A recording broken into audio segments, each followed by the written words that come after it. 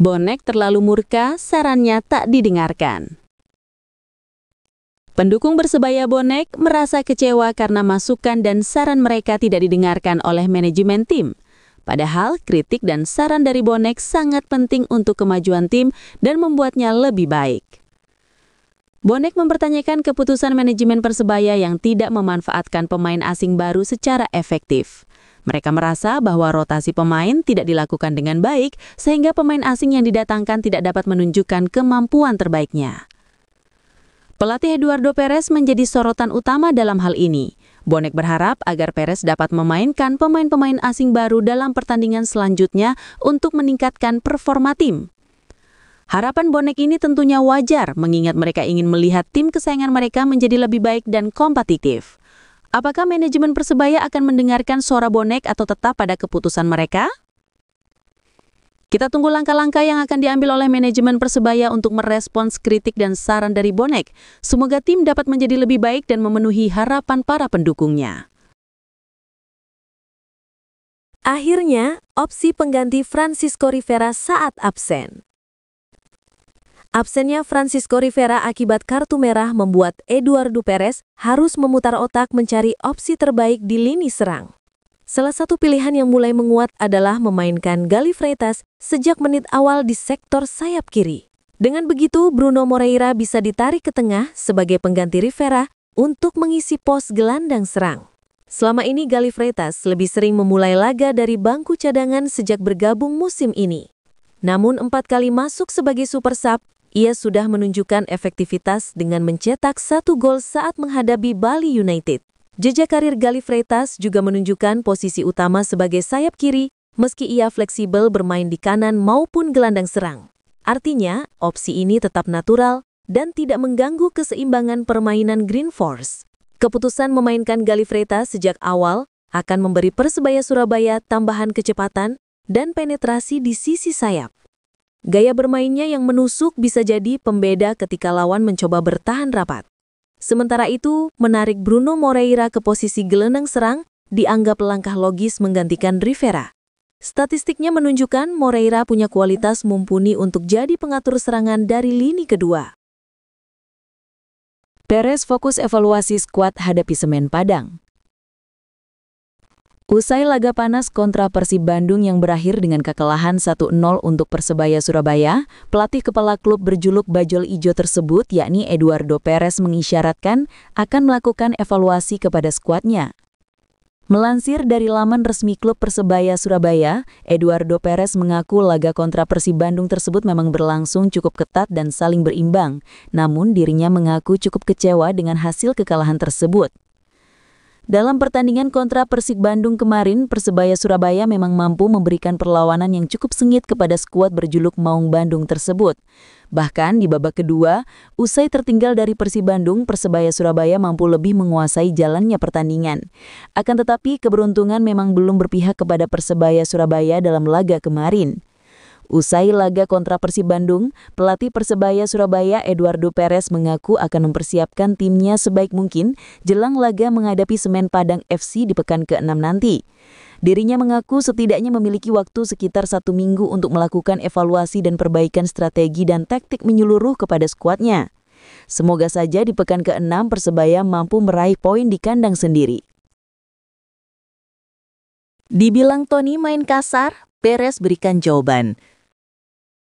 Pemain muda Persebaya Surabaya Tony Firmansyah tengah menjadi sorotan di media sosial usai diangka bermain keras saat menghadapi Persib Bandung.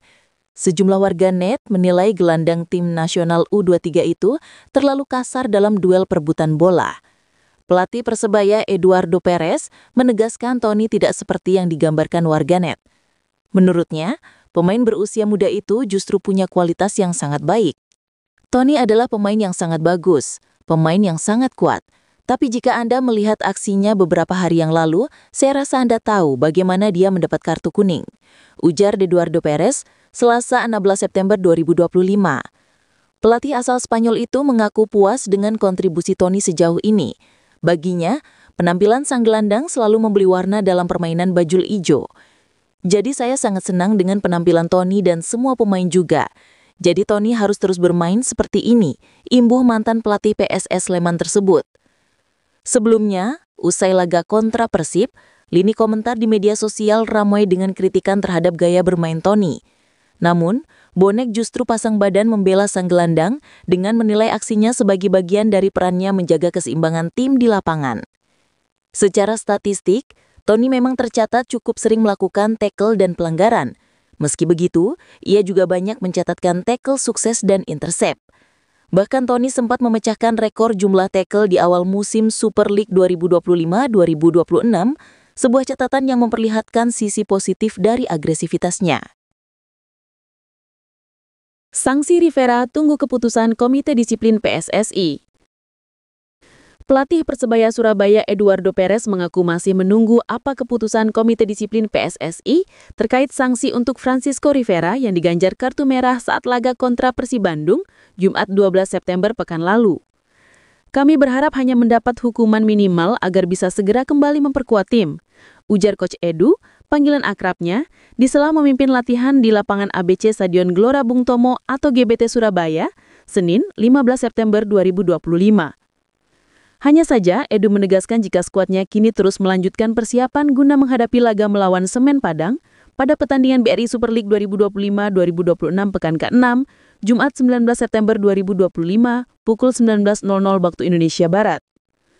Lebih jauh, Edu menjelaskan saat ini seluruh pemain tengah berlatih keras sepanjang pekan demi meraih hasil terbaik pada pertandingan tersebut. Tak hanya itu, pelatih yang mempunyai nama lengkap Eduardo Perez Moran itu menyebut jika Semen Padang merupakan tim solid yang patut diwaspadai. Semua pertandingan di liga ini sangat ketat. Tahun ini semua tim bisa menang. Pertandingan ini sangat penting bagi kami, tutup Eduardo Perez. Ini jadi solusi tepat dengan kembalinya Rian. Rahmat Irianto akhirnya resmi bermain kembali untuk Persebaya Surabaya. Putra mendiang Bejo Sugiantoro ini tampil di laga lawan Persib Bandung dalam pertandingan pekan kelima Super League 2025-2026. Pelatih asal Spanyol tersebut mengatakan bahwa ia sangat senang dengan performa Rian di pertandingan tersebut. Dia adalah pemain yang sudah saya kenal dengan sangat baik sejak 6 atau 7 tahun lalu, ketika kami sama-sama berada di tim nasional Indonesia, bilangnya. Menurut Coach Edu, Rian adalah pemain yang sangat-sangat penting bagi Persebaya, sebab sebagai pemain, Rian dinilai sudah sangat menantang. Ia sudah matang, bisa bermain di berbagai posisi. Jadi saya sangat senang ia sudah kembali bermain setelah lama absen karena cedera. Saya sangat senang dengannya, jabarnya. Coach Edu juga berbicara mengenai kondisi Koko Ari Araya. Koko kembali ke Persebaya setelah beberapa musim di Madura United. Soal Koko, saya tak tahu pasti waktu pasti ia akan bermain. Namun Koko dalam progres yang sangat baik, ujarnya. Eduardo Perez nahkoda Persebaya amat senang karena Rian sudah kembali ke lapangan. Sebelumnya pemain 26 tahun ini sempat mengalami cedera panjang ketika masih membela Persib. Saya sangat-sangat senang. Pertama, karena ia sudah siap bermain. Sejak 3 minggu lalu, Rian sebenarnya sudah siap bermain, kata Eduardo, dalam sesi latihan di lapangan ABC Kompleks Stadion Gelora Bung Tomo atau GBT, Senin 15 September 2025 sore. Pelatih wajib mainkan 3 pemain ini. Bonek menginginkan perubahan susunan pemain Persebaya Surabaya saat menghadapi Semen Padang. Laga pekan ke-6 tersebut bakal dimainkan di Stadion Gelora Bung Tomo, Jumat 19 September 2025. Ada 3 pemain yang diinginkan Bonek untuk dimainkan sejak menit pertama saat menghadapi Semen Padang. Mereka adalah 3 pemain asing baru Persebaya, Leo Lelis, Gali Freitas, dan Diego Mauricio. Dime Dimov dan Malik Rizaldi menjadi pemain langganan yang selalu dimainkan Eduardo Perez dalam 4 pertandingan Persebaya. Kehadiran mereka di lapangan menghasilkan 2 kemenangan dan 2 kekalahan bagi Persebaya. Memainkan Leo Lelis di laga melawan Semen Padang, bisa dicoba Eduardo Perez untuk membuat lini belakang Persebaya lebih tangguh. Pasalnya, bek asal Brazil tersebut pernah menjadi bek pilihan utama Persebaya di musim 2022-2023. Ditambah lagi, dia memiliki kemampuan mencetak gol yang dibuktikan dengan koleksi 5 gol di musim tersebut. Sementara itu, persaingan ketat di lini depan juga terjadi antara Malik Rizaldi dan Gally Freitas. Dalam 4 pertandingan, Eduardo Perez selalu memainkan ex Madura United itu sejak menit awal dan memasukkan Gally Freitas jika Persebaya ingin menambah daya gedor.